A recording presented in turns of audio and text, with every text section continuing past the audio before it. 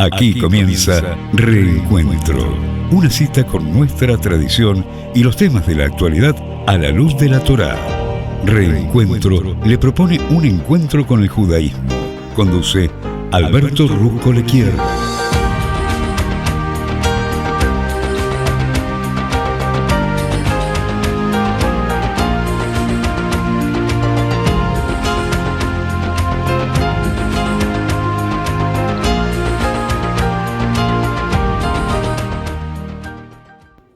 Muy, pero muy buenas tardes. Aquí Alberto Rusco Lequier te da las gracias por estar compartiendo conmigo Reencuentro, este programa que estamos haciendo con todo cariño desde la querida ciudad de Buenos Aires por Radio High, nuestra radio.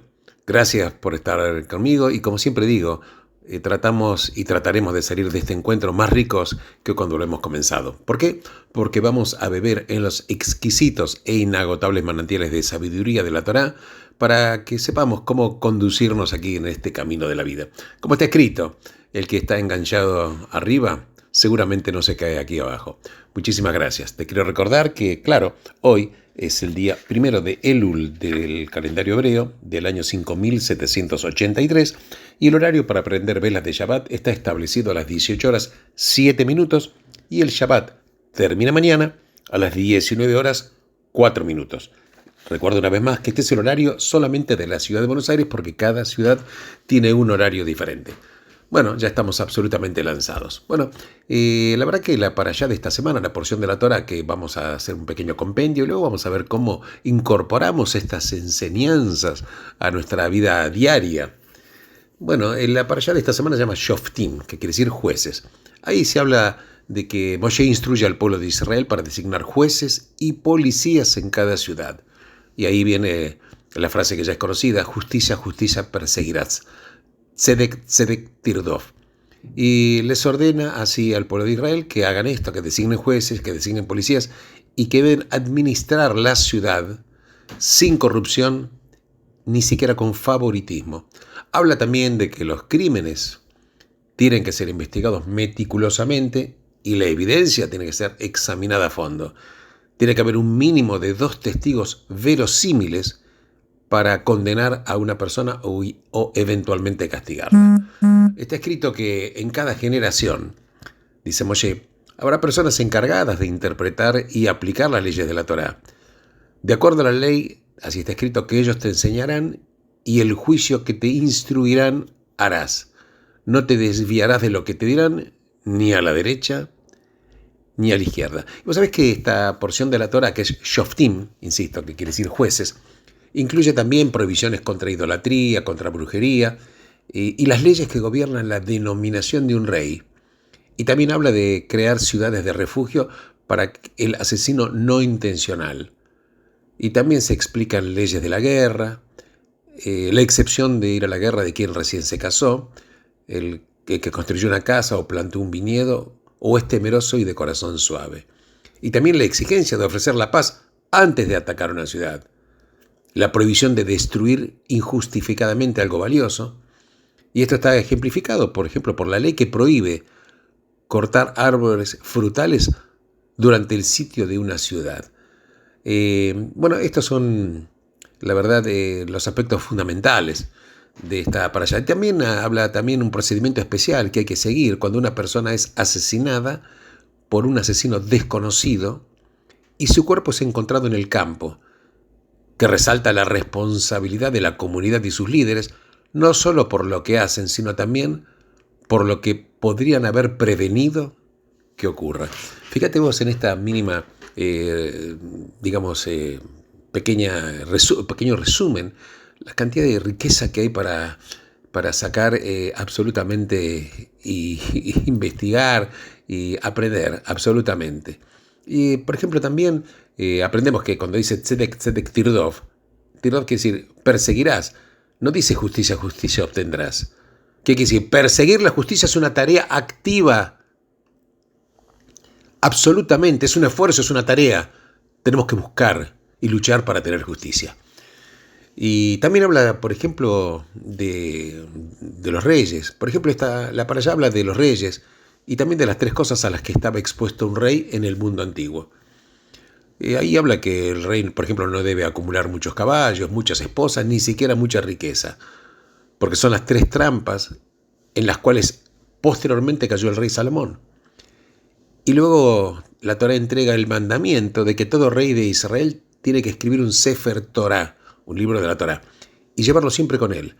¿Por qué? Para aprender a temer al Señor su Dios y seguir cuidadosamente todas las palabras de esta ley y sus decretos, y para no sentirse superior a sus hermanos, ni apartarse de la ley, como te dije, ni hacia la derecha ni a la izquierda.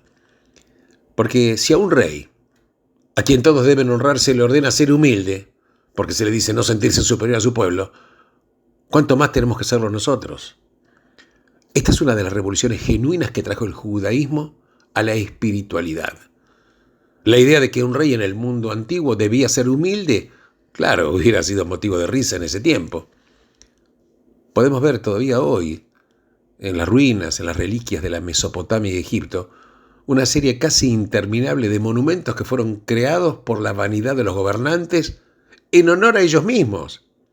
Por ejemplo, Ramsés II tenía 4 estatuas suyas y 2 de la reina Nefertiti colocadas en el frente del templo en Abu Simbel. Y con sus 10 metros tenían casi el doble de altura que la de la estatua de Lincoln en Washington. Y esto es un claro ejemplo de cómo la espiritualidad hace que sea diferente la forma de actuar, de sentir y de pensar. Claro, creer que nos paramos ante la presencia de un Dios significa que no somos el centro de nuestro mundo, porque el Creador es el centro. Abraham dice, yo soy polvo y cenizas. Abraham lo dice, que es el padre de la fe. Y también dice, ¿quién soy yo? ¿Y quién soy yo? También se pregunta Moshe, el más grande de los profetas. Y fue precisamente en el momento en el que Abraham dijo ser de polvo y ceniza, que desafió al Creador por el castigo que el Creador propuso a Sodoma y a las ciudades de la llanura. Fue Moshe, que era el más humilde de los hombres, el que urgió a Dios a perdonar al pueblo y le dice, y si no, bórrame del libro que tú has escrito. Esto lo comento porque estos han sido algunos de los espíritus más valientes que produjo la humanidad. Pues es que vamos a ver un poquito la diferencia de 2 palabras. Uno que es humildad y otro que es autodegradación. En hebreo podríamos decir que humildad es anavá y autodegradación shiflut. Estas 2 palabras, humildad y autodegradación, son tan distintas que incluso Rambam redefinió a la humildad como la condición que está a mitad de camino entre la autodegradación y el orgullo. Porque la humildad no significa una autovaloración disminuida. No. Eso sería una autodegradación. La humildad implica tener la suficiente seguridad en uno mismo como para no necesitar el reaseguro de otros. Significa no tener la urgencia de demostrarse a uno mismo ser más capaz, más inteligente, más dotado o más exitoso que otros. Tener seguridad por estar viviendo con el amor de Dios. Él tiene fe en ti aunque tú no la tengas. No necesitas compararte con otros. Tenés tu tarea. Otros tienen la de ellos. Y esto te tiene que llevar a cooperar, no a competir. Porque eso significa que podemos ver a otras personas y valorarlas por lo que son. Porque si tenés seguridad en ti mismo, vas a poder valorar a los demás. Si confías en tu identidad, vas a poder apreciar a las personas que no son como vos.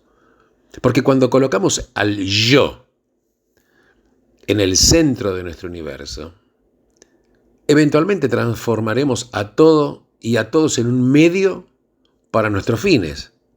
Y eso los disminuye a ellos, lo cual nos disminuye a nosotros.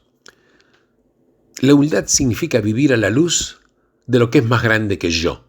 Cuando el Creador es el centro de nuestras vidas, nos abrimos a la gloria de la creación y la belleza de las otras personas. Cuanto más pequeño es el yo, más amplio es el espacio de nuestro mundo.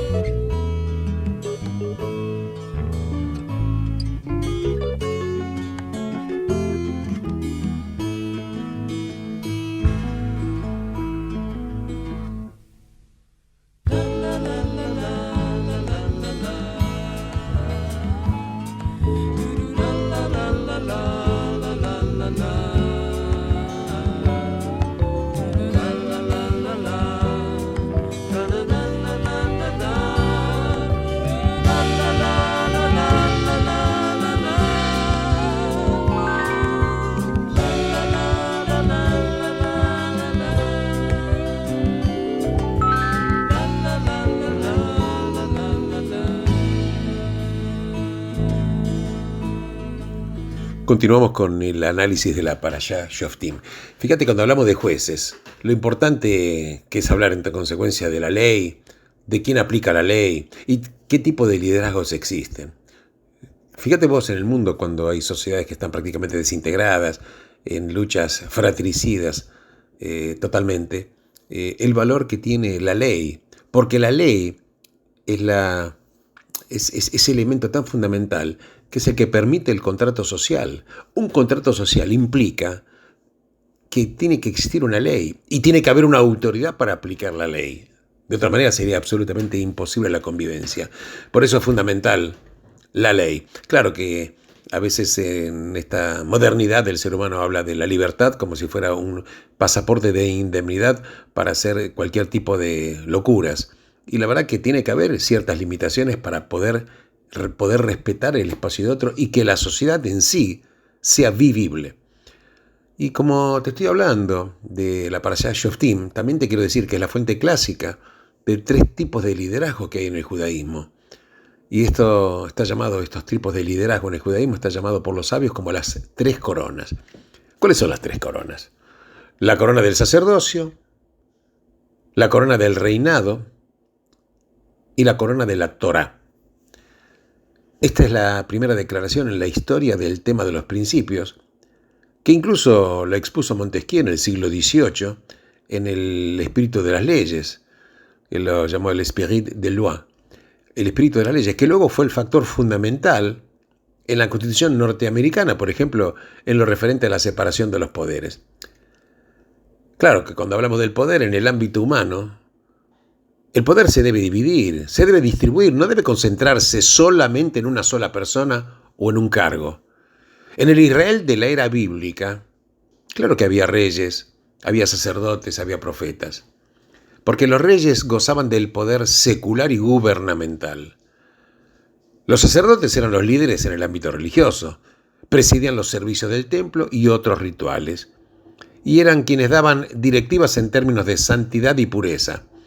Y los profetas eran los ordenados por el Creador para ser críticos de la corrupción del poder y para guiar al pueblo en cuanto a la vocación religiosa, en el caso, claro, de que se apartaran de ella. Vos fíjate, en consecuencia, que estamos hablando, que la Torá habla de la división de poder, que no exista la suma del poder público. Fíjate la actualidad que tiene esto, cuántas barbaridades se producen en muchos países del mundo cuando le indicamos o le otorgamos a una persona la suma del poder público. Nuestra Parashá, la porción de la Torá, precisamente trata sobre estos 3 roles.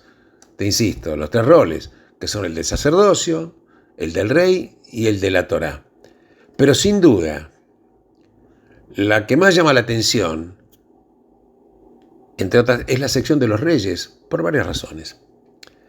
Primero, porque es la primera orden emitida por la Torá que incluye una explicación acerca de lo que hacen otros pueblos. Fíjate qué dice la Torá. Cuando hayan entrado a la tierra que el Señor vuestro Dios les legó, hayan tomado posesión de ella y se hayan asentado y dirán: pongamos un rey por sobre nosotros para que nos gobierne como todas las naciones que nos rodean. Normalmente en la Torá, la orden es que los israelitas sean diferentes. El hecho de que esta orden sea una excepción fue suficiente para que los estudiosos, a través de los siglos, hayan señalado que hay cierta ambivalencia, claro, sobre el concepto de la monarquía en sí misma. Por otra parte, el pasaje es realmente, notablemente diría, negativo, porque nos dice lo que el rey no debe hacer, más que lo que sí debe hacer. Dice que el rey no debe adquirir un gran número de caballos, no tiene que tomar muchas esposas, no tiene que acumular grandes cantidades de oro ni de plata. ¿Por qué? Porque estas son las tentaciones del poder. Y como aprendimos en todo el Tanaj, aún los líderes más grandes, incluso el rey Salomón, estos líderes más grandes eran vulnerables a estas tentaciones. Y además, de acuerdo con la ley judía fundamental de que el liderazgo es servicio, el liderazgo, insisto, es servicio, no es dominación, no es estatus, no es superioridad, y se le ordena al rey que sea humilde, Y dice, debe leer la Torá en forma constante para que pueda aprender a reverenciar al Señor su Dios y no considerarse superior a sus congéneres israelitas. Claro, no es fácil ser humilde cuando todos se están postrando ante vos y tenés el poder de la vida y el poder de la muerte sobre los súbditos. Pero de ahí, precisamente, es que hay una gran variación entre los comentaristas acerca de si la monarquía es una institución buena o si la monarquía es una institución peligrosa. Mirá qué pregunta hoy en día incluso, ¿no? Maimónides, por ejemplo, sostiene que nombrar a un rey es una obligación. En cambio, Ibn Ezra dice que es una autorización. Y Abarbanel dice que es una concesión. Y Rabbeinu Bajia dice que es un castigo. Pero la verdad que, sin embargo, hay una dimensión positiva y excepcionalmente importante de la monarquía. Por ejemplo, al rey se le ordena estudiar constantemente, y se dice que debe leer todos los días de su vida para que aprenda a reverenciar al Señor su Dios y seguir las palabras de esta ley y los decretos. Y más adelante está escrito que a Yoshua, que fue el sucesor de Moshe, se le ordena en términos también parecidos. ¿Qué se le ordena? Mantén este libro de leyes siempre en tus labios, meditar durante el día y la noche para que puedas tener el cuidado de hacer todo lo que está escrito. Y si lo haces, vas a ser próspero y exitoso. Ahora, claro, los líderes aprenden. Este es el principio en cuestión. Claro que tienen asesores, los asesores pueden ser, también tienen ancianos que son asesores, consejeros, y tienen sabios y estudiosos. Y sí, los reyes bíblicos tenían profetas. Samuel lo tenía Saúl, Natán a David, Isaías a Ezequías, etc. ¿Para qué? Para transmitirle la palabra de Dios. Pero los que son los responsables del destino de la nación no tienen que delegar la tarea de pensar, delegar la tarea de leer, de estudiar o de recordar. No se les está permitido decir tengo muchas tareas pendientes, entonces no tengo tiempo para leer y no tengo tiempo para libros. ¿Por qué? Porque los líderes tienen que ser estudiosos. Tienen que ser Bnei Torah, ¿qué quiere decir? Tienen que ser hijos del libro. Si es que les corresponde dirigir y guiar al pueblo del libro. Fíjate la responsabilidad enorme que se le está asignando. Incluso, si vos te pones a pensar, hubieron grandes estadistas de nuestro tiempo que así lo entendieron. Incluso lo entendieron en términos seculares. Te voy a dar, por ejemplo, un ejemplo de un primer ministro de Inglaterra, que fue William Gladstone, que fue primer ministro durante 4 periodos. Él tenía una biblioteca de 32.000 libros. Y lo sabemos ¿por qué? Porque anotaba en su diario el nombre de cada uno de los que terminó de leer. Y él leyó 22.000 de los 32.000. Suponete que lo hizo a lo largo de 80 años, porque él murió cuando tenía 88 años. Él en realidad leía un promedio de 275 libros por año. O sea, más de 5 por semana a lo largo de su vida. También escribió, por supuesto, temas de política, religión, incluso, etc. La verdad es que también, si vos, por ejemplo, tenés el ejemplo de Ben Gurión, y si visitas la casa de Ben Gurión en Tel Aviv, vas a ver que mientras que la planta baja es una austeridad espartana, en el primer piso hay una gran cantidad de papeles, periódicos y 20.000 libros, además de otros 4.000 que tiene la casa de Sde Boker. Entonces, Ben Gurión también era un lector voraz, además de ser un autor prolífico.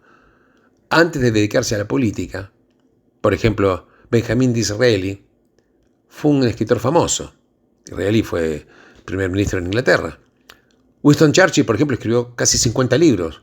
No sé si sabés que Winston Churchill ganó el Premio Nobel de Literatura, porque leer y escribir es lo que diferencia a los estadistas de los meros políticos.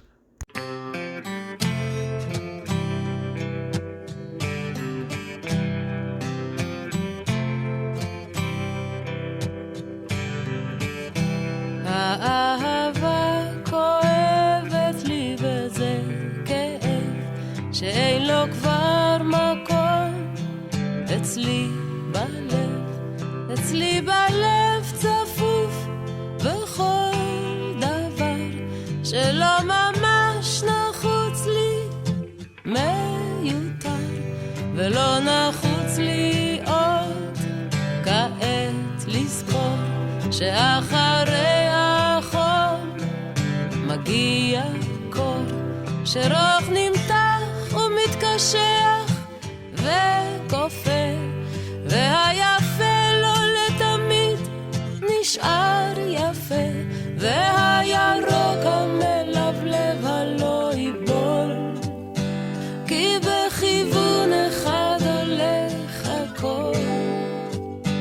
האהבה כואבת לי וזה כאב שאין לו כבר מקום אצלי בלב, אצלי בלב צפוף בכל דבר שלא ממש נחוץ לי, מיותר, ולא נחוץ לי עוד כעת לזכור שאחרי החום מגיע קור, שרוך נמתח ומתקשח וכופה, והיפה לא לתמיד נשאר יפה, והירוק המלבלב הלא ייבול, כי בכיוון אחד הולך הכל, והחשבון מוגש ומשולם,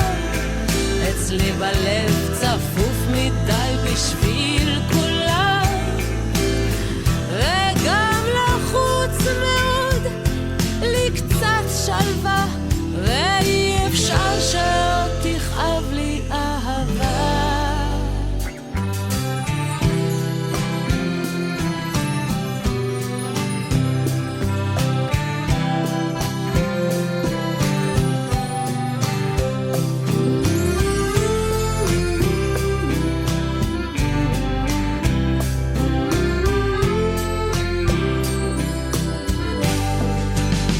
והחשבון מוגש ומשולם, אצלי בלב צפוף מדי בשביל כולם, וגם לחוץ מאוד לי קצת שלווה, ואי אפשר שעוד תכאב לי אהבה, לא אי אפשר שעוד תכאב לי אהבה. האהבה כואבת לי וזה כאב שאין לו כבר מקום אצלי בלב.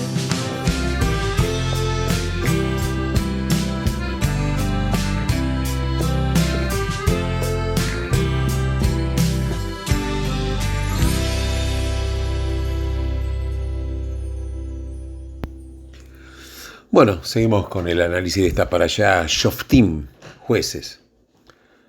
Así que, vos sabés que los dos reyes más grandes quizás de la antigua Israel, que fueron David y Salomón, fueron autores. Por ejemplo, David fue el autor de los Salmos y Salomón escribió el Cantar de los Cantares, Proverbios y Coelet, que quiere decir Eclesiastés. Porque hay una palabra bíblica que se asocia con los reyes. ¿Sabes cuál es? Es Jochma, que quiere decir sabiduría. Y precisamente Salomón era conocido específicamente por su sabiduría. Y cuando todo Israel escuchó el veredicto que había dictaminado el rey, quedaron fuertemente impactados, porque percibieron que tenía la sabiduría que le había legado Dios para administrar justicia. Acá está escrito en el libro de Reyes que dice que la sabiduría de Salomón era más grande que la de todas las personas del este, y más que todas las de Egipto. De todas las naciones hubo gente enviada por todos los reyes del mundo que acudía para escuchar la sabiduría de Salomón. Y eso sí, textualmente está escrito en el libro de Reyes. Y cuando la reina de Sheba vio toda la sabiduría de Salomón, quedó deslumbrada y le dijo al rey: el informe que he escuchado en mi país acerca de tus logros y tu sabiduría es veraz, pero la verdad que yo no lo creí hasta que pude verlo con mis propios ojos. En realidad solo describía la mitad, porque la riqueza y la sabiduría exceden por lejos lo expresado en el informe. Todo el mundo pedía audiencia con Salomón para escuchar la sabiduría que Dios había puesto en su corazón. Entonces, vamos a resaltar que la palabra Jochma, sabiduría, que quiere decir, tiene un significado ligeramente distinto en la Torá, más comúnmente asociada con los sacerdotes, profetas y reyes, porque Jochma significa sabiduría humana universal, más que una herencia especial de los judíos y del judaísmo. Hay un midrash, una enseñanza que señala que si alguien te dice existe sabiduría en las naciones del mundo, créele. En general, en términos contemporáneos, Jochma se refiere a las ciencias y las humanidades, cualquiera de ellas que nos permita ver al universo como la tarea del Creador y del hombre a la imagen de Dios. Pero la Torá es la herencia moral y espiritual particular de Israel. Claro, el caso de Salomón es particularmente importante, porque pese a toda la sabiduría, ni siquiera él, a pesar de su sabiduría, no fue capaz de superar las 3 tentaciones expuestas en esta parashá. ¿Por qué? Porque Salomón adquirió un gran número de caballos, un gran número de esposas y acumuló grandes riquezas. Y la sabiduría sin Torá no alcanza para evitar que el líder se someta a la corrupción del poder. Aunque claro, pocos de nosotros estamos destinados a ser reyes, presidentes o primeros ministros, pero de todas maneras está en juego un principio general. Los líderes aprenden, leen, estudian, se toman el tiempo para familiarizarse con el mundo de las ideas, porque sólo así logran tener la perspectiva de ver las cosas más allá y más claramente que los demás. Ser líder judío significa dedicar el tiempo a estudiar tanto la Torá como la Jochma. Jochma para entender al mundo como es. Y la Torá consiste en comprender al mundo como debiera ser. Te repito, Jochma para entender al mundo como es. Y la Torá consiste en comprender al mundo como debiera ser. Los líderes nunca deben dejar de aprender, porque es así como crecen y enseñan a otros a crecer junto con ellos. La verdad que el Rebbe de Lubavitch sabiamente escribió, y él decía que hay que saber qué es lo que un líder no debe tener. No debe tener ego, no debe tener arrogancia, no debe tener rasgos negativos. Entonces se identifica mucho al líder con las cosas que el líder no debe tener. Y el Rebbe sabiamente pregunta cómo a veces saber cuándo un líder es líder o cuándo un demagogo es un demagogo. A veces la gente confunde un líder con un demagogo.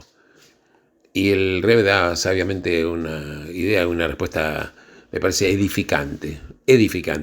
Y dice que el líder vive de acuerdo a lo que predica.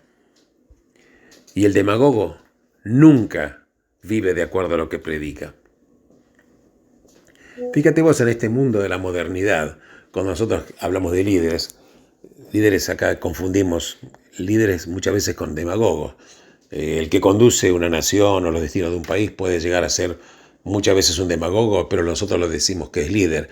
Pero por eso la Jochma tenemos que entender al mundo como es, pero la Torá nos da la indicación como el mundo debiera ser.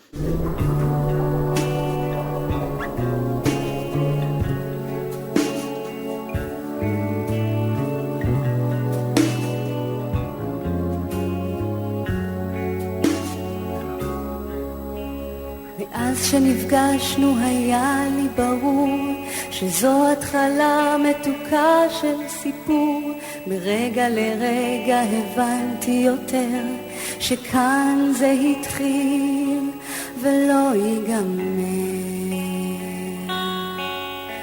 רוצה להגיד כדאי שתדע, אני בעננים כשאני לצדך, וגם ברגעים שאני לא איתך, יש מי שלנצח אוהבת אותך. ואין בעולם עוד כזאת אהבה, כמו אז בתנ"ך, כמו אדם וחווה. אני רוצה שתדע זה מכאן עד הסוף, בטוב וברע אני אמשיך לאהוב. אמרי לשמיים מחצה את הים, אלך אחריך עד סוף העולם. רוצה שתדע זה מכאן עד הסוף, בטוב וברע אני אמשיך לאהוב. אמרי לשמיים מחצה את הים, אלך אחריך עד סוף העולם. כשאתה מאושר אז טוב לי בלב, ואם אתה נשבר גם לי זה כואב. אתה שמשלים בי את מה שחסר, אוסף אותי כשליבי מתפורר. הבט אליי ותראה שאני חצויה ואתה חצי השני. באש ובמים אני החומה, אתן את כולי בשבילך נשמה. ואין לעולם כזאת אהבה, כמו אז בתנ"ך, כמו אדם וחווה. אני רוצה שתדע זה מכאן עד הסוף, בטוב וברע אני אמשיך לאהוב. אמרי לשמיים מחצה את הים, אלך אחריך עד סוף העולם. רוצה שתדע זה מכאן עד הסוף, בטוב וברע אני אמשיך לאהוב. אמרי לשמיים מחצה את הים, אלך אחריך עד סוף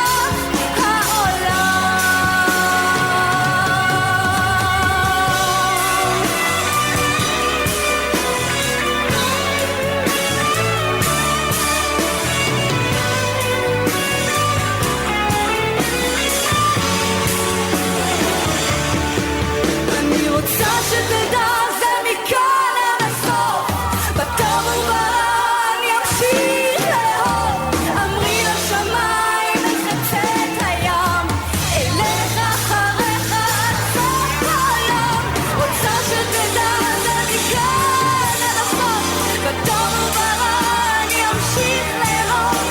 אמרי לשמיים מחצה את הים, אלך אחריך עד סוף העולם. אלך אחריך עד סוף.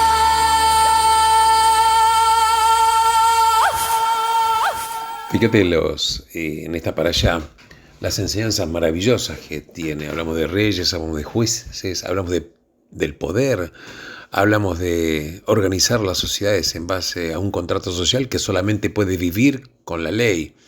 Pues sabes que el judaísmo aboga por la limitación, la secularización y transformación del poder. Sí, sí. Limitación, por ejemplo, porque los reyes de Israel fueron los únicos gobernantes del mundo antiguo que no tenían el poder de legislar, porque las leyes que cuentan provienen del Creador y no de los seres humanos. Es verdad que en la ley judía los reyes podían emitir reglas temporarias para un mejor ordenamiento de la sociedad, pero esto también les correspondía a los rabinos, a las cortes judiciales o a los consejos locales. El judaísmo, por ejemplo, ¿por qué dije secularización? Porque en el judaísmo los reyes no eran sumos sacerdotes y los sacerdotes no eran reyes. Porque los judíos fueron el primer pueblo en crear la separación de poderes. El primer pueblo, una doctrina que generalmente se le atribuye a Montesquieu en el siglo XVIII. Pero la verdad que los judíos fueron el primer pueblo en crear la separación de poderes. Estoy hablando muy anteriormente, por supuesto, a Montesquieu. Hablamos de transformación, porque para el judaísmo es fundamental la idea del liderazgo como servicio. Porque hay un mensaje extraordinario al respecto en esta parashá, que la comentamos. El rey debe tener su propio Sefer Torah y lo deberá leer todos los días de su vida sin considerarse superior a los integrantes de su pueblo ni alejarse de los preceptos, ya sea hacia la derecha o hacia la izquierda. ¿Por qué? Porque la humildad es la esencia de la realeza. ¿Sabes por qué? Porque liderar es servir. Y no haber recordado esto provocó lo que retrospectivamente puede haber sido la decisión política más desastrosa de la historia judía. Porque después de la muerte de Salomón, el pueblo se acercó a Rehoboam, su hijo, pidiéndole que alivie la carga a la que le habían sometido los proyectos de Salomón. El rey pidió la opinión de sus consejeros, que dijeron sobre su pedido: si hoy accedes, serás un servidor de este pueblo. Y si lo servís y le das una respuesta favorable, siempre serán tus sirvientes. Observemos esta repetición de la palabra servir en el versículo. Rehoboam ignoró el consejo. El reino se dividió y la nación nunca más se recuperó completamente. La verdad es que esta es la idea transformadora del liderazgo. Liderar es servir. Cuanto mayor es el éxito, más necesario es trabajar para recordar que estás en ese lugar para servir a los demás. Y los demás no están para servirte a vos. Bueno, esto fue la Parashá Shoftim. Creo que hay para seguir pensando, charlando. Me parece que son enseñanzas maravillosas. Yo te agradezco enormemente por estar aquí en este programa Reencuentro, con quien te habla, que es Alberto Rujolequier, en este día 1 de Elul del año 5783. Y te recuerdo que el horario para prender velas de Shabbat en la ciudad de Buenos Aires está establecido a las 18 horas 7 minutos y el Shabbat termina mañana a las 19 horas 4 minutos. Benditos sean todos ustedes en el lugar en el cual se encuentren. Shabbat Shalom.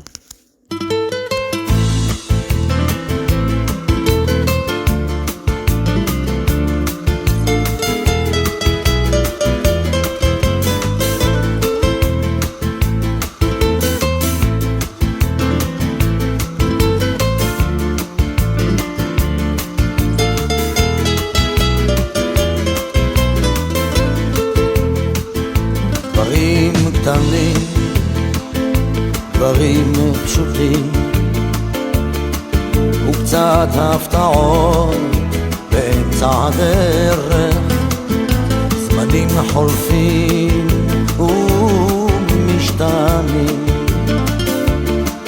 אתמול אתה היית מלך, לאן פרחו הציפיות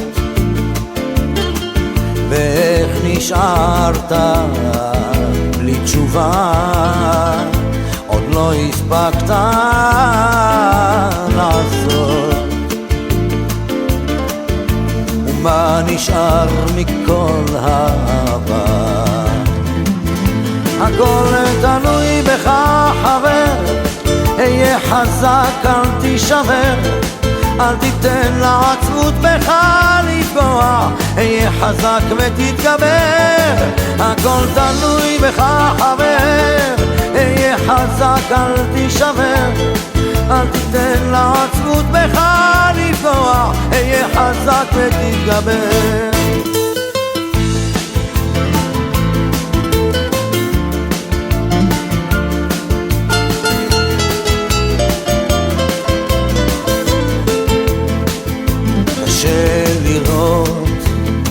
אך לפעמים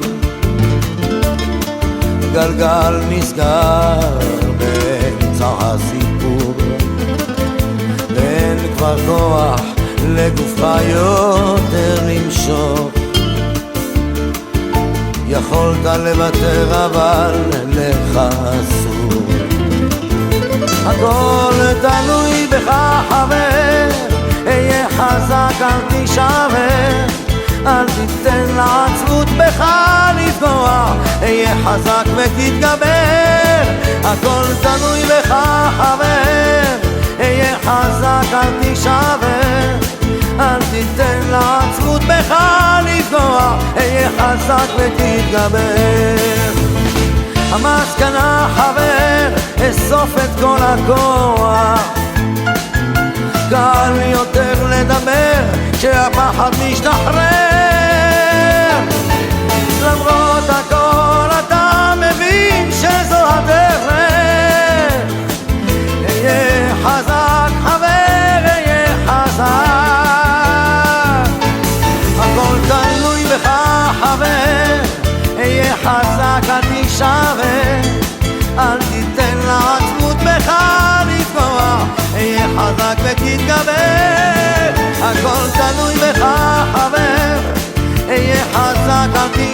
תתגבר, אל תיתן לעצמות בך לפגוע, היה חזק ותתגבר.